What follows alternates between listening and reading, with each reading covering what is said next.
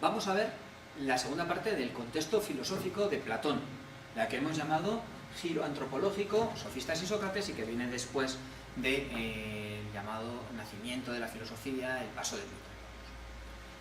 Recordamos que Atenas, a finales del siglo V, ha entrado en una fuerte crisis, después de haber sido el centro del mundo, tener un gran desarrollo, el siglo de Pericles, el nacimiento de los primeros filósofos, de los primeros científicos, ese llamado siglo de Pericles, que ha sido de gran esplendor. Resulta que Atenas es derrotada por Esparta y empieza un periodo de decadencia. Y lógicamente la pregunta que nos surge es ¿por qué? ¿Por qué hay esa decadencia? Y esto ya no es una cuestión natural, sino que estamos hablando de qué le ha pasado a la sociedad ateniense para que entre en decadencia. Es una cuestión ya social. Vamos a hablar sobre la sociedad y sobre el ser humano. A esto se le llama el giro antropológico. La filosofía, de la mano de estos pensadores sofistas, ya no va a hablar sobre la naturaleza, sino sobre la sociedad. Los sofistas son los que hacen este giro antropológico. Bien, ¿quiénes son los sofistas? Bueno, hemos dicho que Grecia, antes de su crisis, tenía un momento de desarrollo y han surgido una serie de personajes importantes, los llamados ciudadanos, que son ricos y que quieren dar una buena educación a sus hijos. Y contratan a una serie de personas de reconocido prestigio intelectual para que eduquen a sus hijos.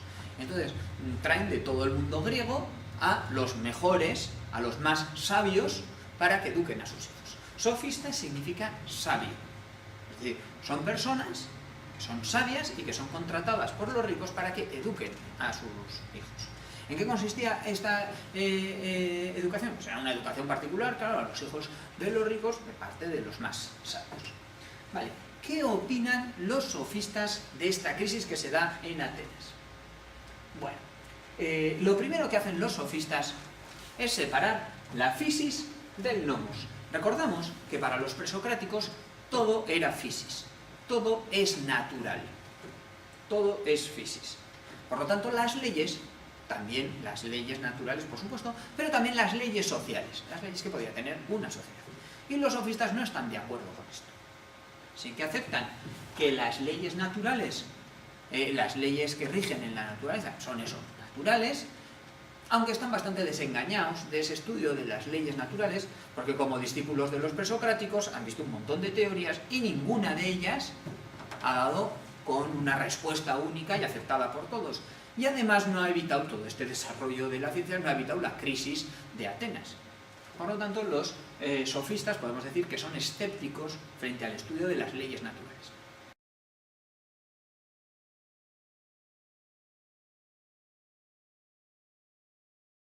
Lo que ellos más bien defienden es un estudio de las leyes sociales, lo que ellos llaman el nomos, es decir, las pautas que siguen las personas dentro de los entornos sociales, dentro de las polis. Y este nomos, estas costumbres, estas leyes sociales no son naturales, no son universales, porque las leyes que hay en una sociedad son distintas a las que hay en otra. Bien, y ahora vamos a preguntar, ¿y si son distintas, cuál es mejor? Esta pregunta no tiene sentido en las ciencias naturales. No podemos preguntar qué ley natural es mejor. Sin embargo, en las ciencias sociales, como estas nomos no son naturales, sí que podemos preguntarnos cuál de las distintas leyes que hay en las ciudades son mejores o peores. Y la respuesta que hacen los sofistas es que es el relativismo por conveniencia. No hay mejores y peores de forma universal, sino que son buenas o malas dependiendo de lo que me convenga. Es decir, una ley que puede ser buena en Atenas en el siglo V a.C. puede ser mala en Alejandría o en Esparta en el siglo IV a.C. Es decir, no hay leyes sociales universales. Todo depende de lo que a uno le convenga. No podemos decir, y esta es la clave, que mi ley es mejor que otras, o peor. ¿Por qué no? Porque, tal y como lo decían los sofistas, el hombre es la medida de todas las cosas. Esta es una frase importante. No hay unas verdades absolutas, sino que todo depende del ser humano. Y lo que opina un ser humano es diferente de lo que opina otro ser humano. Decía Protágoras que hombre soy yo, hombre eres tú. Por eso tu opinión es igual que la mía o la mía es igual que la tuya. Las dos opiniones son válidas.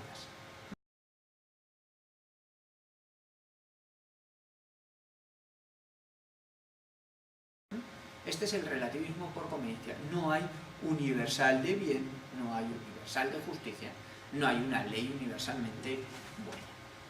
¿De acuerdo? Entonces, ¿qué enseñaban estos sofistas a sus discípulos, a esos hijos de los ricos? Pues les enseñaban a buscar la propia conveniencia y a defenderla. Bien, en la educación era una educación basada en la retórica. Voy a hablar bien en el ágora, que era el espacio donde se tomaban las decisiones en las Atenas de esta época, para conseguir que las leyes que se dictan en la ciudad me convengan. No cosas buenas o malas, sino que todo depende de la conveniencia. Bueno, frente a esta figura de los sofistas, surge uno de los grandes pensadores de la historia de la filosofía, que es Sócrates. Un señor de baja condición social, parece que era picapedrero, mayor, que se dedicaba a recorrer las calles de Atenas haciendo preguntas, intentando hacer que la gente piense. ¿De acuerdo? No era un maestro de los ricos, no era un maestro privado de los ricos, sino que era una persona que intentaba hacer que la gente pensara. Bien, vamos a coger tres ideas de Sócrates. La primera, él no se consideraba sabio, a lo opuesto a los sofistas, sino que defendía la famosa frase de solo sé que no sé nada. Es decir, él era consciente de que había muchas cosas que él desconocía. Él era picapedrero, por lo tanto, de zapatería, o de arquitectura, o de pesca, no sabía. Por lo tanto, cuando uno es consciente de su ignorancia, a oposición de los sofistas, de los sabios, cuando uno es consciente de su ignorancia, está siempre dispuesto a saber más. Por eso, el que reconoce la propia ignorancia es el más sabio de todos. ¿Quién es el más sabio de Atenas? Sócrates. No porque sepa muchas cosas, sino porque reconoce su ignorancia. Frase de solo sé que no sé nada. 2. ¿Qué forma de educar tiene Sócrates? Pues es distinta a la de los sofistas. Los sofistas, recordamos que se basaba en una moral basada en el relativismo y en una retórica. Lo importante era saber hablar bien para convencer a los demás. Bien, para Sócrates la forma de educar era pensar por uno mismo. La mayéutica es un término que se usa para referirse a esta forma de educar de Sócrates. Es una palabra que en griego significa el arte de ayudar a dar a luz, el arte de las matronas. Lo que significa es que en un nacimiento de un bebé, la que da a luz es la mujer, no es la persona que está ayudando a la mujer. La matrona lo que hace es ayudar a la mujer a dar a luz. Lo mismo ocurre con la educación. El profesor no tiene que dar la respuesta al alumno, sino que tiene que ayudar a que el alumno encuentre por sí mismo la respuesta. Esto es lo que buscaba Sócrates mediante esas preguntas que habíamos dicho antes que iba haciendo a las personas.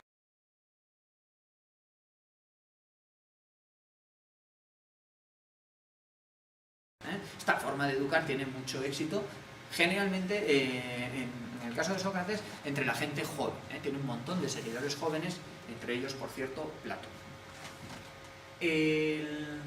Otro de los conceptos que defendía Sócrates, que veremos que tiene gran importancia en la filosofía de Platón, será la inmortalidad del alma. Pero el gran concepto de Sócrates, que es la respuesta a este porqué de la crisis, y es lo opuesto al relativismo por conveniencia, lo que defiende Sócrates, la idea clave de Sócrates, es el intelectualismo moral. El intelectualismo moral. Es decir, es una teoría ética, moral, donde hay una serie de bien, hay un bien universal. Es lo opuesto al relativismo. Todo es relativo, todo es bueno según me convenga. No, lo que defiende Platón es que hay un bien universal. Lo que está bien para una persona está bien para otra. Y lo que está mal para uno está mal para otro. ¿Bien? ¿Y cómo saber lo que está bien y lo que está mal? Mediante la razón.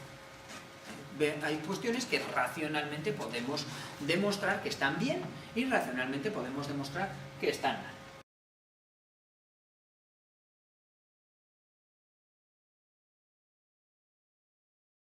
Bien, por lo tanto, al vincular bien y razón, queda esta idea que es muy importante, que es que el mal es ignorancia. El que actúa mal, no actúa mal adrede, sino que actúa mal porque no sabe que eso está mal, no sabe de las consecuencias negativas que tiene eso. Podemos vincular un poquito como en las matemáticas. Bien, igual que en las matemáticas hay unas respuestas correctas universales, 2 más 2 es igual a 4, lo cual es racionable, y lo podemos conocer todos, y el que hace mal en un examen, es decir, nadie se equivoca en un examen de matemáticas adrede, sino porque se ha equivocado, porque es un ignorante. Lo que hay que hacer, por lo tanto, con el que... ¿qué hacemos con un alumno que se equivoca en matemáticas? Enseñarle otra vez. ¿Qué hacemos con una persona que se comporta mal? Enseñarle. Por lo tanto, para Sócrates, lo que había que hacer con los malvados no era castigarlos, sino enseñarles. Porque el mal no es maldad, no se hace el mal adrede, sino que es ignorancia.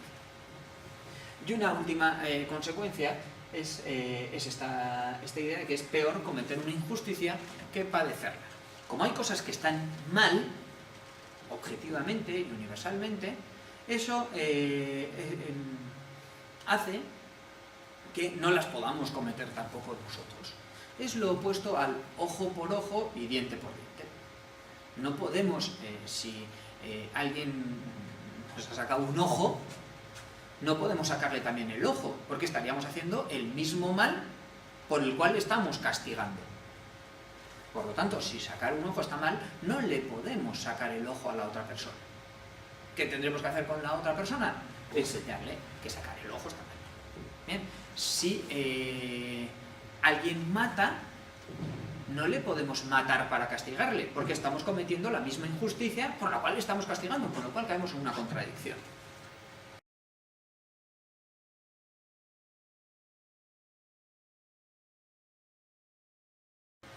En consecuencia, no podemos hacer cosas malas.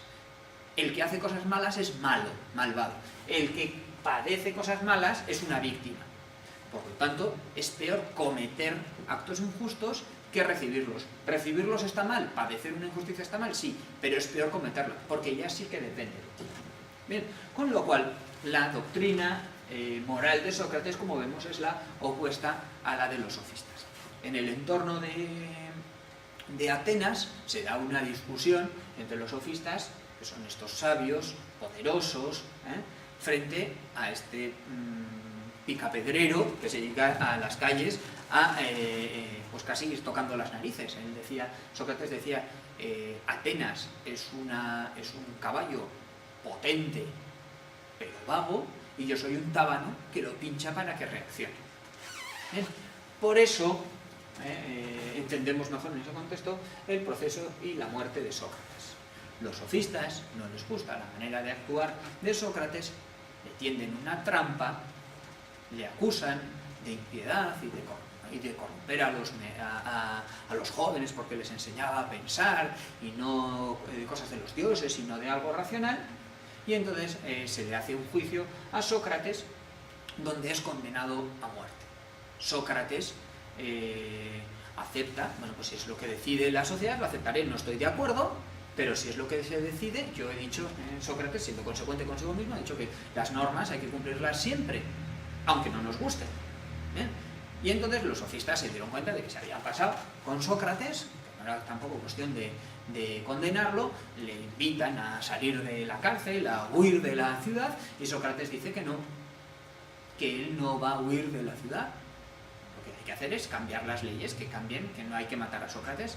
Claro, los sofistas no pueden cambiar esa ley. Sócrates dice que él no va a contradecir la ley, con lo cual llega el día del juicio, Sócrates bebe la cicuta, el día de la ejecución, Sócrates bebe la cicuta, el veneno natural que servía para las ejecuciones, y muere siendo consecuente con sus ideas. Esta manera de pensar de Sócrates, y sobre todo este ejemplo de Sócrates de ser consecuente con sus ideas, marcará profundamente el pensamiento de Platón.